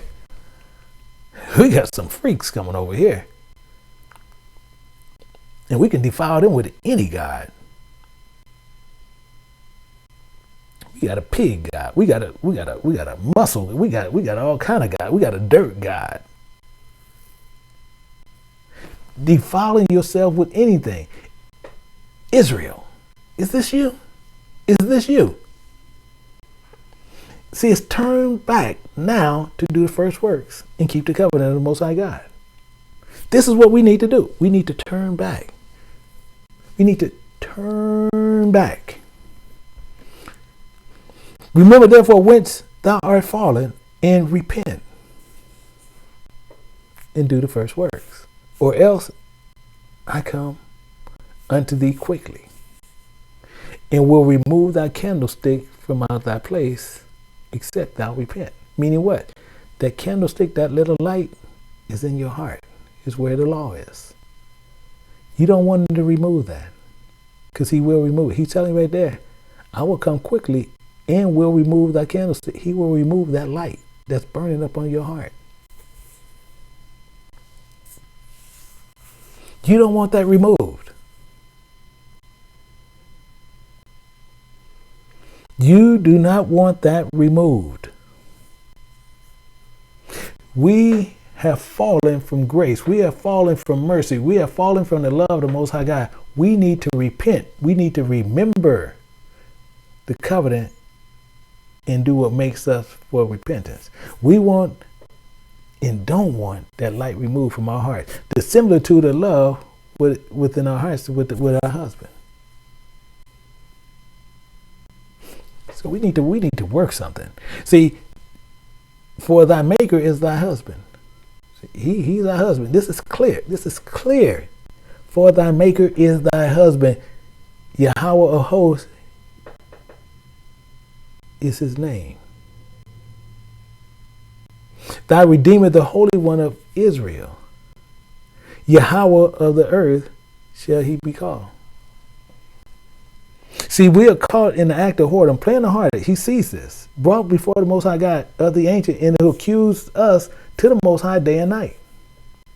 He has gotten us into these things, and he brought us to the deep whoredom, and then he presents us to show us how much we have done these things against him. And it says, and I heard a loud voice saying in heaven, now comes salvation, strength in the kingdom of Yahweh, and the power of Christ. But it says, for the accuser of our brethren,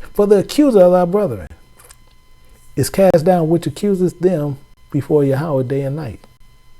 He's there. He's going to accuse us. But salvation is here. Salvation is here, and salvation is here, and are you going to accept it? See, you got to pour down these unclean things. You got to pour down these unclean foods. You got to remove these trees and get these trees and get rid of all this heathen stuff. And pray to the Most High God and do what meets for the first works. putting away things that he hates. See, the accuser will show you all your faults as strength, but they're going to show them all your faults to the Most High God as weaknesses. There's no difference. See, your sins, large or small, it's all sin. And once you know what you have seen, and you seen it was sin, and you chose not to do it, even if you read the book and it says sin, and you chose to read it how you want to read it, you still held accountable. So if anybody said, I read the Bible in a year, and they read it, and you just read the words, you are held accountable. I didn't know that. It doesn't matter. You held accountable. He said, I'm going to give you pastors according to my heart that will feed you with the knowledge and understanding. So if you need to understand this, I have people in place to show you what this meant. And they're going to show you according to precepts of the Bible on how I commanded them they better do it. You see and understand they need to do it. They better do it. Because the ones that are not doing it are not mine. Because once you sin and you had known the truth, for if we sin willfully after we have received knowledge of the truth, there remaineth no more sacrifice for sin. It's a wrap. It's a wrap at that point. And this is have a problem. So this is what Satan wants to get you caught up on. So, and you have nowhere to turn to. So what you'll do, you just go all in and you're going to return to your vomit, not showing you the truth. So remember this. If you don't know, now you know. We're that person. This is each of us riding upon as a harlot, a person of whoredom. We need to be able to see who we are at the time and understand and be able to correct this problem.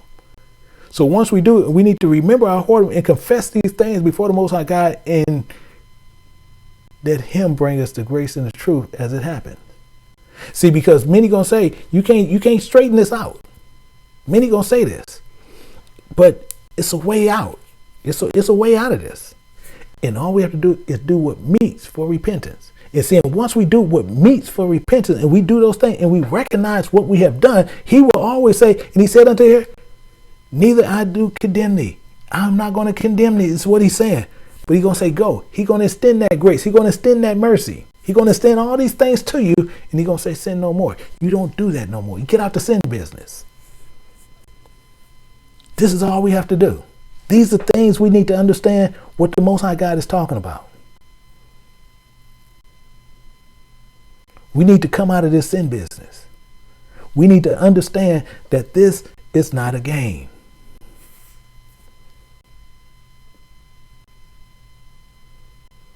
We need to get out of the sin business. Remember and do what meets for repentance. Get out the sin game. So I hope that we have gotten some inkling of understanding of something here to where we can help move forward the understanding on what we need to be doing. So I'm going to take a few questions and then I'm going to go over to, I got to go into Moab for a minute. But I'm going to take a few questions. And also, I wanted to let you guys know, we have Elder Jenkins actually just put out a new teaching yesterday. He's out of King James Bible University, Georgia. But you can also see that on the King James Bible University homepage on YouTube. So if you get a chance, please go over there, visit it. Make sure he has teaching as well. We have the one in North Carolina is under Elder Mike T. So please do that. And also, I believe we had Sister Finkley. She was letting people know we now open for the Precept Mastery. You can actually go over to the Moab.com. You also can go to preceptmastery.com and it will also take you there. You need to register. And we're actually going to be doing some daily teachings there. And same thing, all the classes are free, but you're going to actually get a little bit more in depth than what you get here. But hopefully, as we go through, we need to understand that, the Most High is not, he is not playing with us. And we really need to understand where we're coming from. So right now I'm going to take a few questions and and see what is happening before I go over. And I see and the same thing. Okay, I see somebody asking the two witnesses here, if there was here, then the world would be done. So so we have to watch where we get these teachings from. The two witnesses were here, then tell me who they are, because the two witnesses here, they doing a certain thing and they gonna tell you exactly what's gonna happen. So I don't get into stuff like that, because those questions actually is self-explanatory. Okay. Sister Wells, great. Thank you. I appreciate it, my sister. And we need to thank you guys. And we do, we really just need to understand, because we're so quick to, hey, them. We're so quick to do that. And we never look at ourselves. We never look at who we are. So we need to understand who we are. And I see we're not really getting any questions. So what I'm going to end up doing, we have some that want to access to KJBU, and they actually, Sister Finkley was having the link. I know she was putting the link over there, but it's good to go register to where you can get for the Moab and get for Precept Mastery. You can also see that even on there itself. So I don't see... And it's saying, did you see the dedication, the stone altar video? What are your thoughts? No, I haven't seen that. I haven't seen the dedication of the stone altar video. I haven't seen that one. And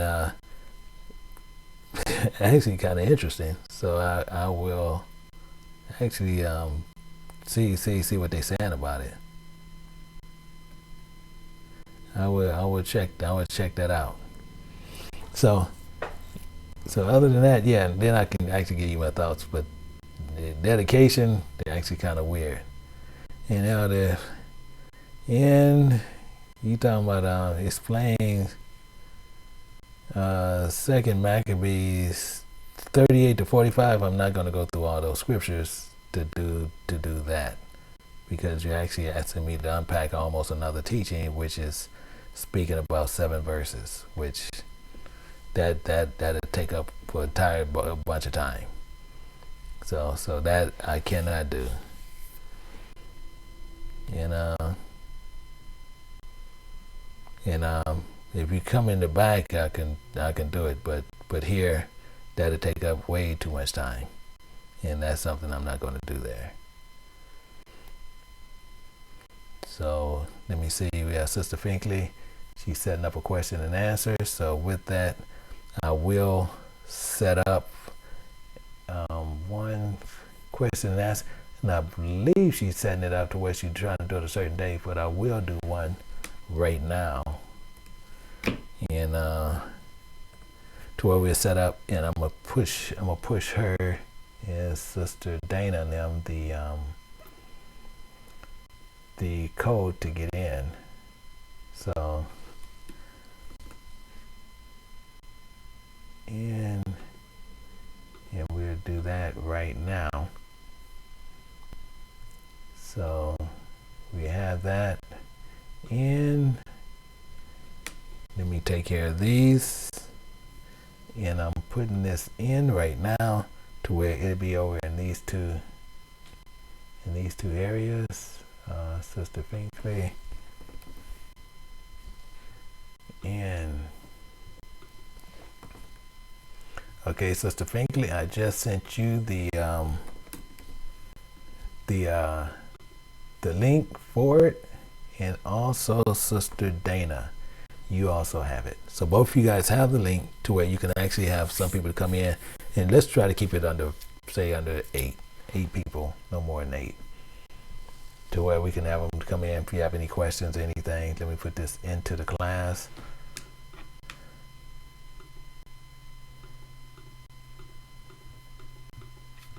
Yeah. Let me put this link into the class so the class has it. So So they have it. So they can come in and we can go over it. And it says, is the Apocrypha scripture or is it a lie? Okay, it's not a lie. They actually took the Apocrypha out because they didn't want you to actually be able to precept the truth, because it has a lot of truth in there to where it tells you a lot more information.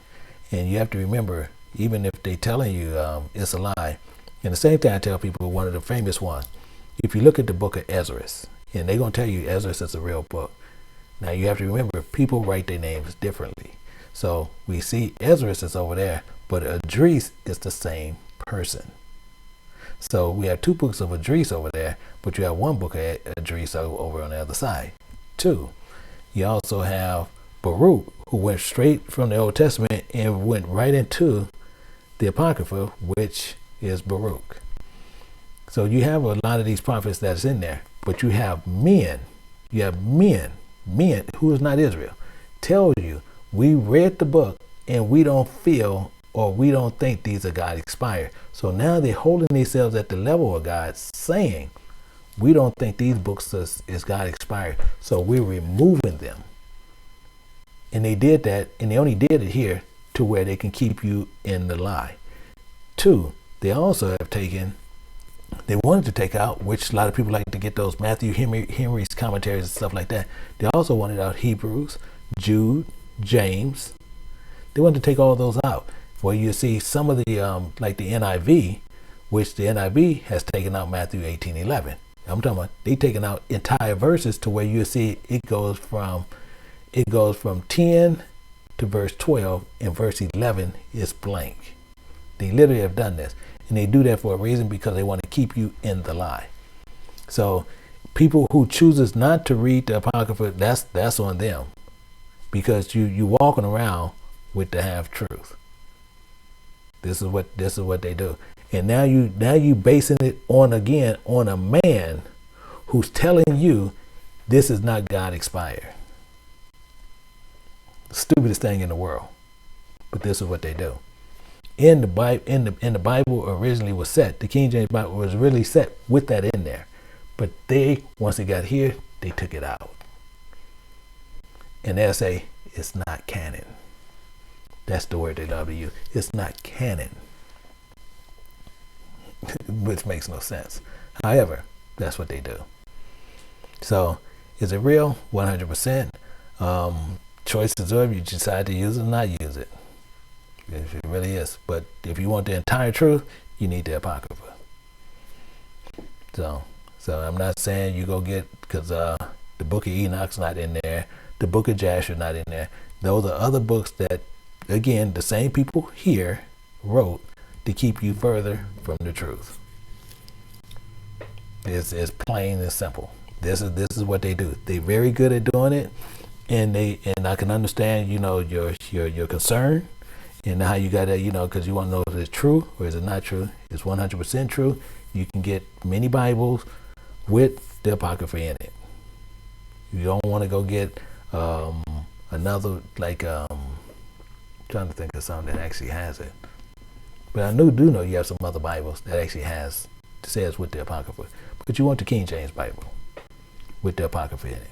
And 2, he wasn't a homosexual. 3, he was a black man. So tell you all what's going on. So hopefully that helped out somewhat, but it's actually a real book. And you can actually precept that book perfectly together. And I appreciate it, Brother Carlos. And I appreciate it. And I might have put the wrong time on that schedule, you guys. Let me see. I don't know what time I got on there. At 10? Oh yeah, that's cool. It's sure at 10 o'clock. So I'm good.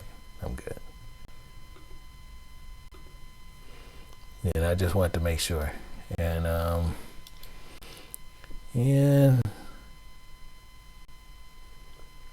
okay, I don't know. You said please read your post. I don't know what your post is.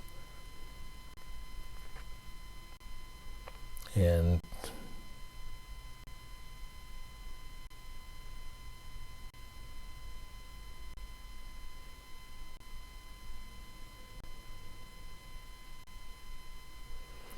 And it says, I know the truth. I'm here with my sister.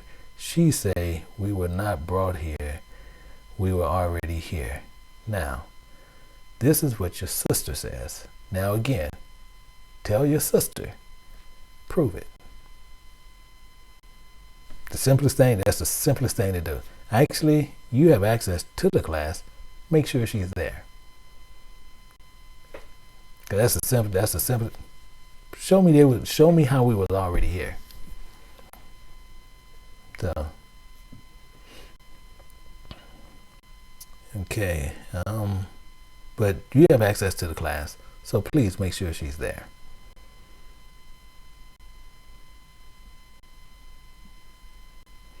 And I know people older than you that don't believe.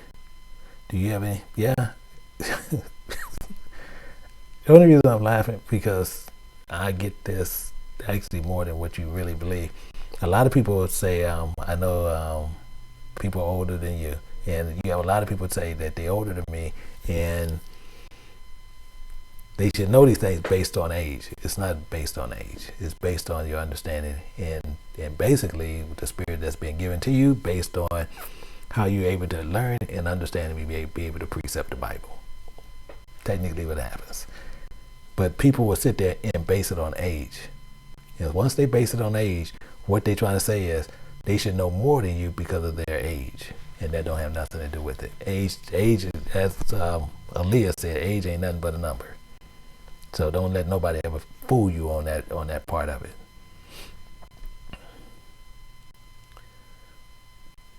Yeah, we are.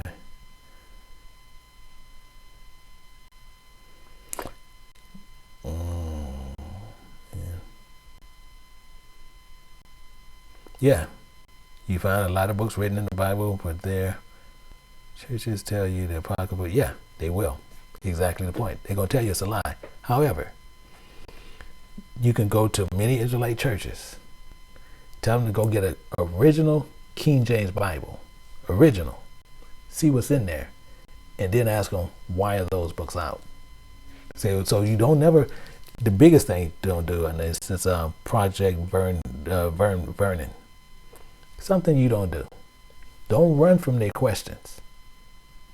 Because they telling you it's a lie. So what you want to do, you can even go to the KingJamesBibleOnline.org. Get a picture of the original King James Bible.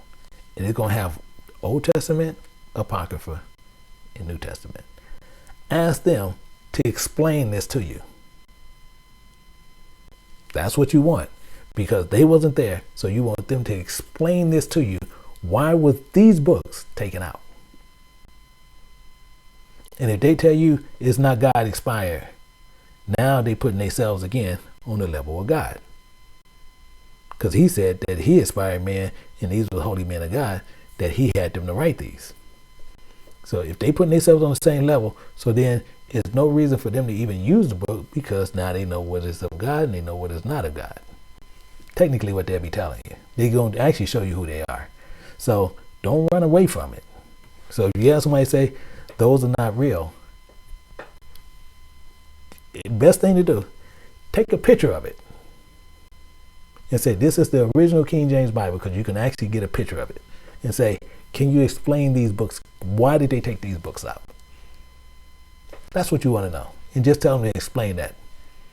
And when they start talking, well, you have to see, well, it was done. No. I need some proof. Why? And mainly what they're going to do, they're going to take you to a Gentile and say, they said it's not God expired. They're going to show you who they are, so don't worry about it. It says, King James 1611 Bible is the best Bible for truth. Yes.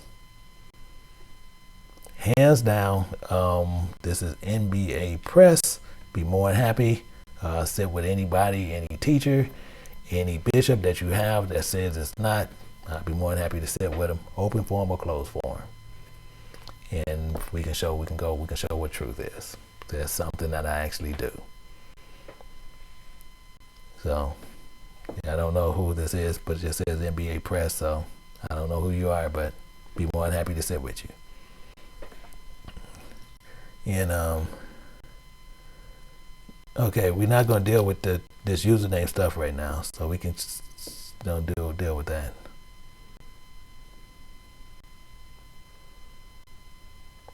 Okay, one of the reasons you believe. One, I don't believe, it's not saying I believe it's not expired. It is not expired.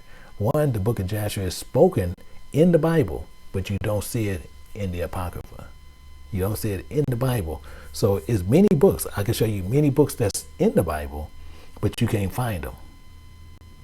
However, since you can't find them, it was no purpose for him to put them in there because many books was written. The book of Joshua won't make no common sense to you. And I literally, if they can get you in the back, and hopefully you had a book of Joshua, I would love for you to come back there and I'll show you all the reasons it's not real. You have to remember, the book of Joshua didn't come on the scene until the book got into America. This the only place it really runs rampant is over here.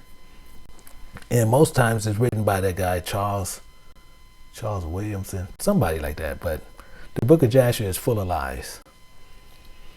Tell you about Nimrod was killed by Esau. Really, and he took the coat that the coat was given from Adam to Nimrod, and the coat ain't even a coat. I can actually tell you what it is. And let me see, we got time. Let me see here.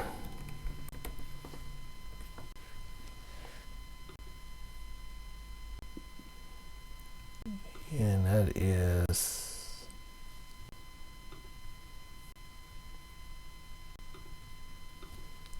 48.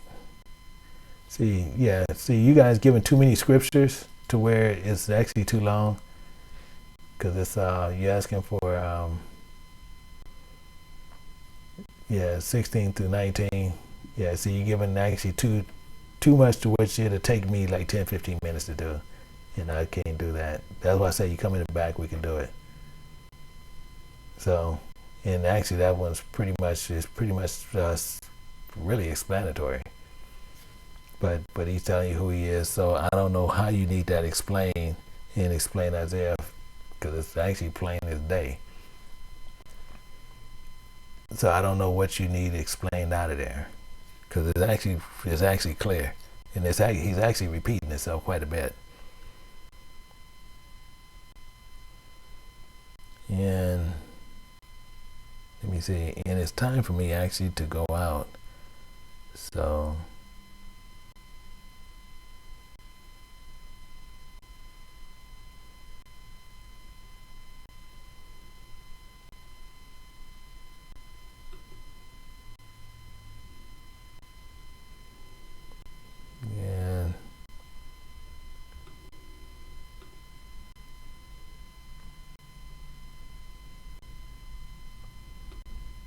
and let's see.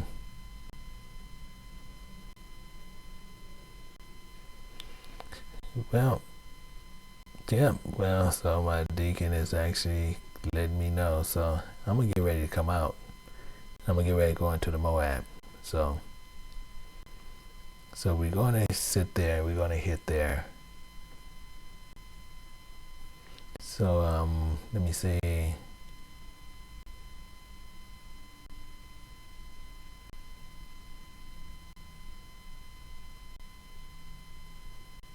Yeah, so with that, I hope that everybody has some understanding, and that you continue and strive towards truth. Make sure you strive towards truth and hold on to the Most High God commandments. So with that, I bid each and every person a shalom.